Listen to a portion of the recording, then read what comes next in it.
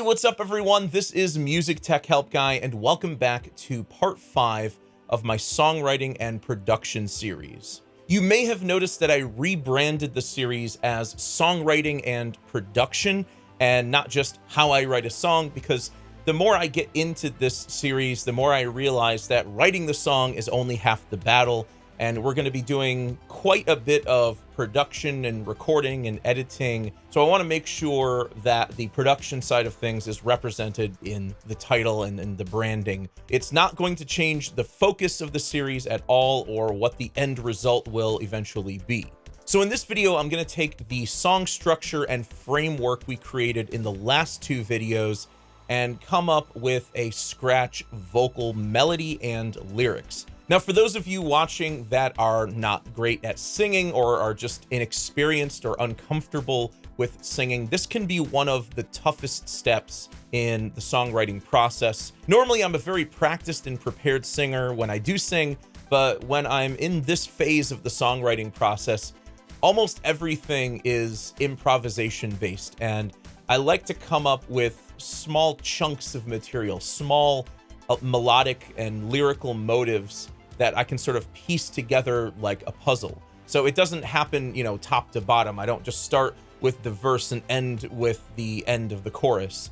Things sort of go together like pieces in a puzzle. So it's not like I just wake up one day and I have a perfect vocal melody and lyrics ready to go. So I will forewarn you that you will hear some pretty horrible vocals from me in this video, but again, these are just scratch vocals. They're not really meant to be taken seriously, and they really only serve the purpose of getting ideas down so that we can revise and change them later. And eventually this scratch vocal will serve as a reference for the studio vocalist who's going to sing on this song. So I find scratch vocals to be a necessary stepping stone to get us to the next step in the songwriting process. Before I get into the tutorial, I want to quickly tell you about the sponsor of today's video, Boombox. Are you looking for a better way to collaborate on your music projects? Look no further than Boombox.io. Boombox's audiophile commenting and collaboration tools allow musicians, artists, bands, and music producers to easily share files and provide time-stamped production notes and feedback. You can upload single tracks, multi-tracks, stems, and even full DAW sessions. They even have a Boombox Sync app, which allows you to upload your files directly from your computer. You can then invite collaborators to your project and manage your splits with your co-producers and bandmates. Say goodbye to endless email chains and say hello to seamless collaboration with Boombox.io. Sign up today and you'll get 4 GB of free storage. Okay, so before I even think about putting down some scratch vocal melodies here, I want to do a couple things just organizationally here. What I'm going to do is I'm going to select everything from the midway point of my first verse all the way over to the chorus. And I'm going to use a function up here under Edit. And then you go down to Cut Insert Time. And then you say Repeat Section Between Locators. And what this will do is it'll just repeat that whole section. So now I have verse, pre-chorus, chorus, verse, pre-chorus, chorus. I do need to add an extra marker right here, and I'll just call this verse 2. Now, the reason why I'm not using the first half of verse 1 is because this is really an intro. I may or may not have lyrics here. I probably will have lyrics here, but really the main verse will kick in here at 13. And so when we loop back around from the first chorus into the second verse, we're just going to skip all of that intro material.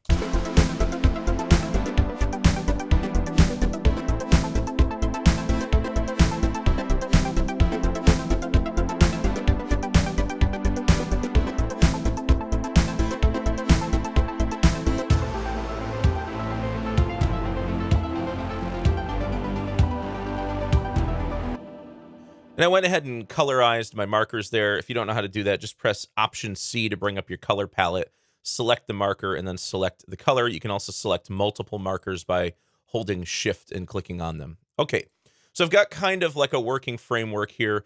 Really, where the song's going to go from the second chorus is there'll be some sort of a bridge or breakdown section here, and then one final chorus. But we're going to save that for later once we already get a vocal melody fleshed out and some lyrics written for it. Okay, so what I'm going to do at this point is I'm going to use my classic electric piano track. It's just sort of like a pitch reference for myself. If I need to play along with anything and play things on the keyboard. But really the way I compose my vocal melodies is just listening to the song on repeat and just by improvising a scratch vocal melody. Now, these vocals do not need to be in tune. They don't need to be great sounding. They don't even have to be a great recording. You know, typically what I do is I'll just sit there with an SM57 or any microphone I have lying around. Here I'm using my voiceover mic. So I'm not going to, I'm not going to go in the studio and track with a good mic for this. There's just no point. I really just want to get the vocal melody part down, and I'm not really thinking too much about the lyrics yet. Now, I know there are some people who are like lyrics first sort of composers. I am not. I'm more of like a musical arrangement melody person, and then I come up with the lyrics later. Not always, but sometimes, sometimes I will have some lyrics in advance that I want to sort of incorporate into the song. But generally, I start with the melody and then write lyrics for the melody. That's just the way I do things. But regardless of how you do things, you can still use this approach. So I'm just going to create a scratch vocal track here on input 1. Now, another really helpful tool here is the notepad. You can click here to find that. This is a great place to start typing up lyrical ideas. Like, I never just like write a verse or a chorus like top to bottom. It's always like little pieces that I put together like a puzzle, And I almost always write the chorus first because the chorus is the hook of the song. Sometimes you can have a hook in the pre-chorus too, but generally speaking, I'll come up with the vocal melody and the lyrics for the chorus first, just because that's the most important part of the song. So what I like to do is just kind of put this on loop, maybe give it like a bar or two of lead in, and I'll just sit here and I'll improvise. Again, I'm not using any particular lyrics. I'm really just using like nonsense lyrics or do's and da's and things like that to convey the melody at this point. So it's really just about getting something down, because we've all had this moment in our songwriting careers where we have a great idea, but we're not in a place to actually put the idea down. And so you end up losing that idea. Another thing I'm going to do is I'm going to go up to Logic Pro Settings Audio, and I'm going to decrease the buffer size as low as I can get it so that I have the minimal amount of latency for recording here. There's this pause here at the chorus. In fact, I'm going to jump back 2 bars.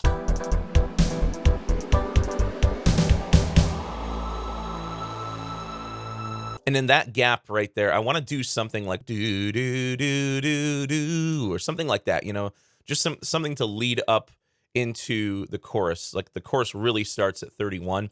And by the way, you're going to hear a whole bunch of me singing some really bad falsetto.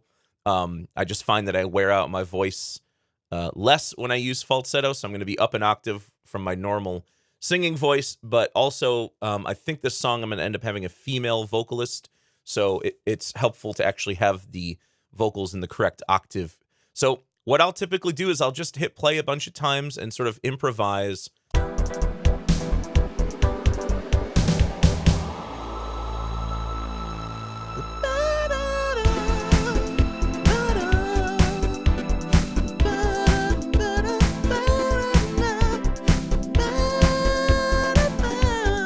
Okay, so I'm getting something there. Now, I like to record all of these, even though 90% of them are just going to be garbage.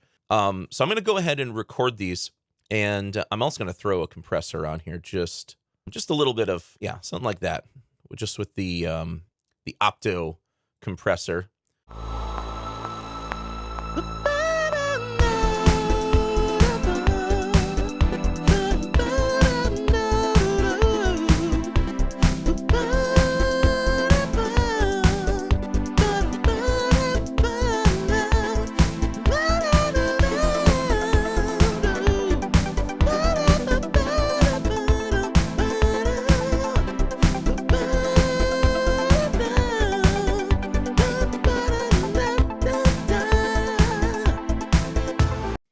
again, that's just one little take. And I try to do some like motive development where I have like that melody right there. That's like, that could even be up front here. So let me just play around with that a bit more.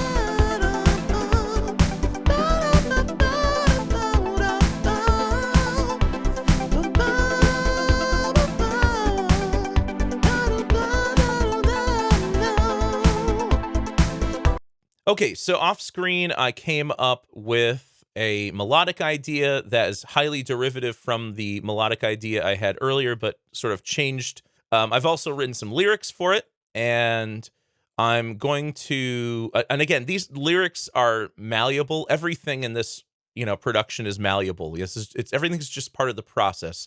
Just because you write some lyrics doesn't mean you can't change the lyrics. Just because you write a melody doesn't mean you can't change the melody. So the goal here is just to get something down, get a scratch vocal down, and then you can listen to it over and over and over again. And over time, you'll come up with, some better ideas for it. And that's usually how it works for me.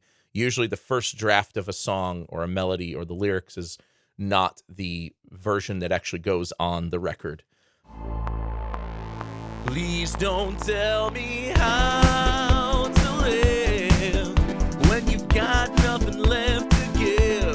Tell me how to save you when you're drowning in the dark. It feels like I'm losing my damn mind. Oops. Okay, so I made a mistake there. And what I love about Logic's take folders is when you make a mistake, you just set the playhead somewhere before the mistake and then jump in and we can comp these together. And another great thing you can do is you can press spacebar and then just press R where you want to jump in. So this will do like a punch on the fly. I think there's an actual name for this, but I always call it punch on the fly. I think it's called, quick punch in is what it's called. And so you just press spacebar to start the playback to hear the lyrics and hear the vocal melody, but then you just press R when you want to jump in. Tell me how to save you when you're drowning in the dark. It feels like I'm losing my damn mind.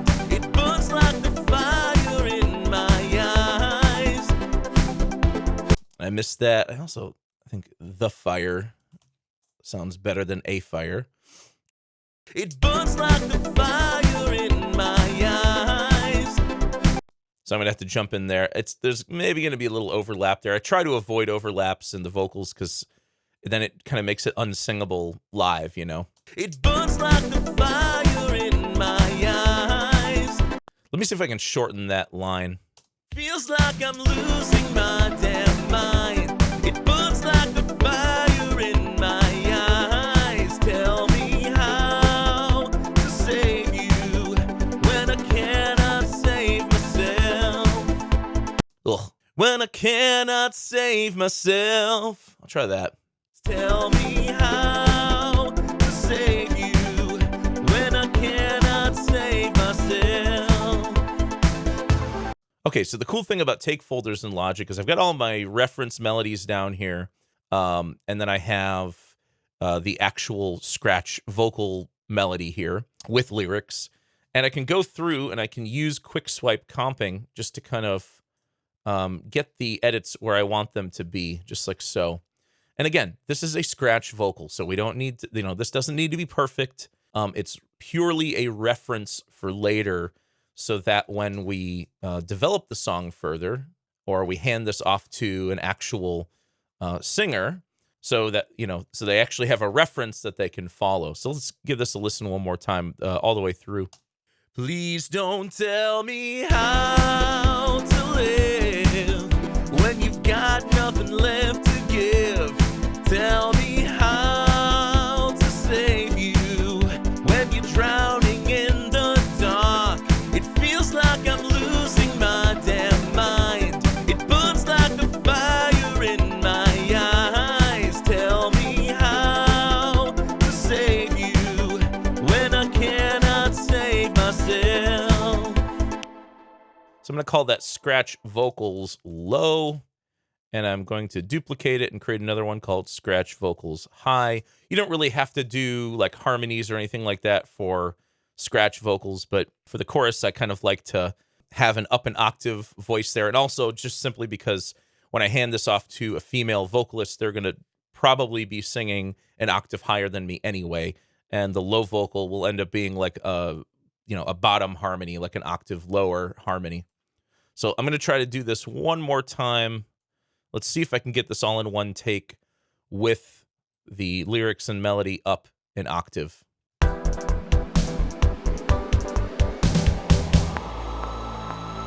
Please don't tell me how to live when you've got nothing left to give. Tell me how to save you when you're drowning in the dark.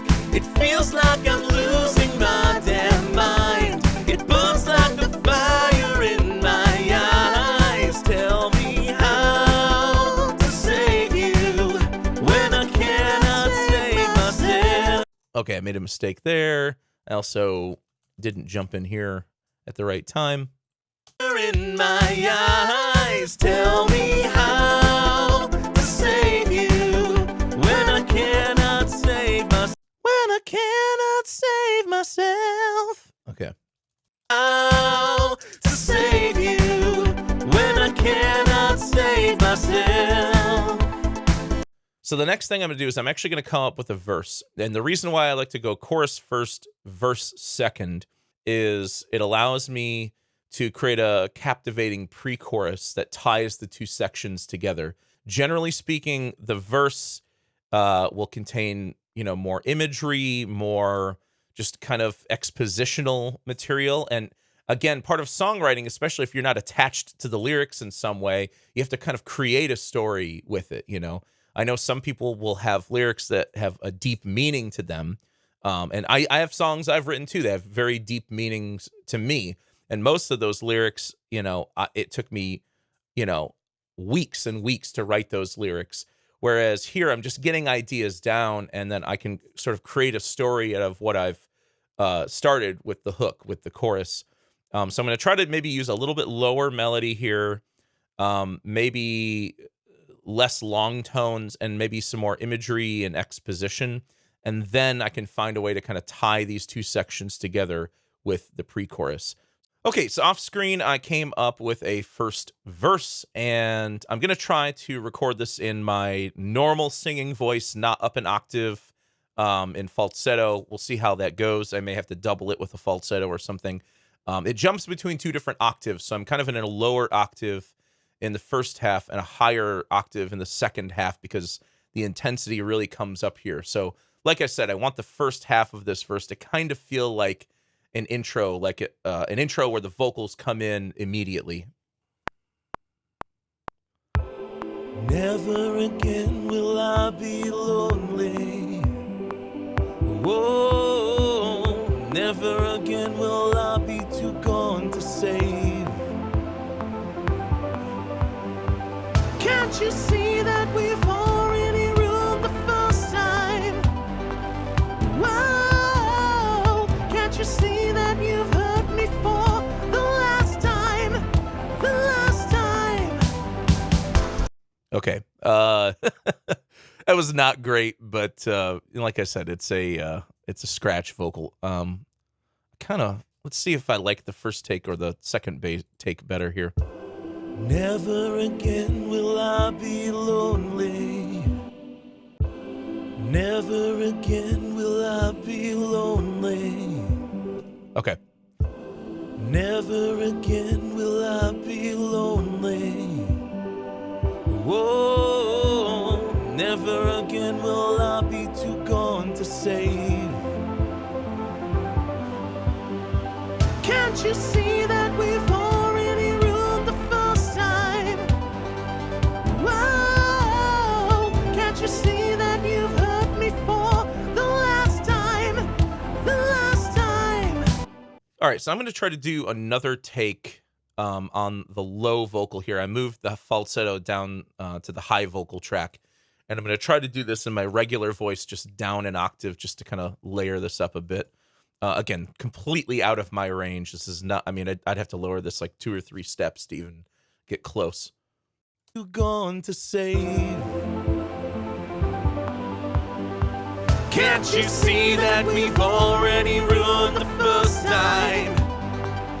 Whoa, can't you see that you've hurt me for the last time? The last time.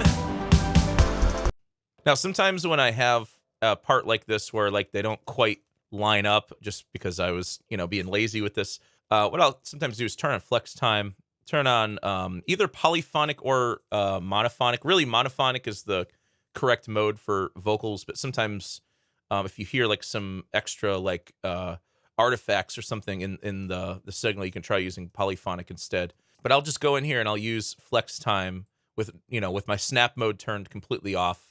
And I'll go through and I will just line up the vocals just visually. I'm not, you know, it's, again, it's not about perfection here. It's just I want the two to sound like a single unit rather than two distinctly different vocals. And, you know, when we get a real vocalist in the studio here to sing these parts, it's going to sound a lot better. Okay, so off screen, I went through and I finished up the rest of that time alignment with flex time. Let's see what the whole verse sounds like now. Never again will I be lonely. Whoa, never again will I be too gone to save. Can't you see that we've already ruined the first time? Whoa, can't you see that you've hurt me for the last time? The last time.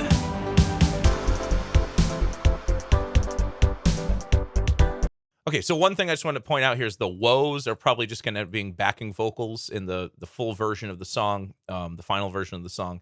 Here, I'm just kind of throwing them in where they're convenient. Okay, so what I'm going to do next is I'm going to spend some time on the pre-chorus off screen, and I'll be right back. Okay, so off screen, I wrote some vocals for the pre-chorus. I've got the lyrics right here. I've got a vocal melody in my head after, again, doing some more improv. So I'm just going to go ahead and give this a shot. Once again, I'm just going to do this in a low octave and then falsetto in a high octave.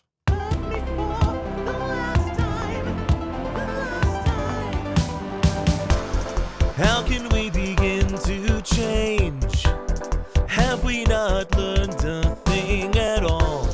Take a look around you, baby. Is this really how it's gonna be? I'm okay with that. I mean, it's not perfect, but it'll do. It'll do for now. Okay, so let's do the upper vocal here as well. Put me for the last time. The last time. How can we begin to change? Have we not learned a thing at all? Take a look around you, baby. Is this really how it's gonna be? Okay, so the next thing I'm going to do here is I'm just going to sort of flatten and merge all of these. And I like that you can select all of them and then do a flatten and merge. And it'll flatten and merge all of them. So that's pretty nifty. And then it'll do the second track. And now I have just 2 audio regions with a high and low scratch vocal. Why this didn't get joined in there is beyond me. Maybe it's because it wasn't a take folder. So I'll just drag over that. Select these 3, hit J to join. And there we go. Okay. So now I've got my scratch vocals for the first verse, pre-chorus, and chorus off screen. Before the next video, I'm going to write some lyrics and record a demo vocal for the second verse. And then what we'll do in the next video is we'll spend that time fine-tuning the demo vocal, the scratch vocal, because, you know, while it's not a great recording and while a lot of things may still change, I at least want the tuning to be consistent. I want the timing to be consistent. So we'll go in with flex pitch and sort of clean up the scratch vocal so it's good enough at least for a musician to follow along and use it as a reference. So I hope you guys enjoyed this video. If you did, please leave it a thumbs up and subscribe to the channel to see more content like this. As always, thank you so much for the support, and thanks for watching.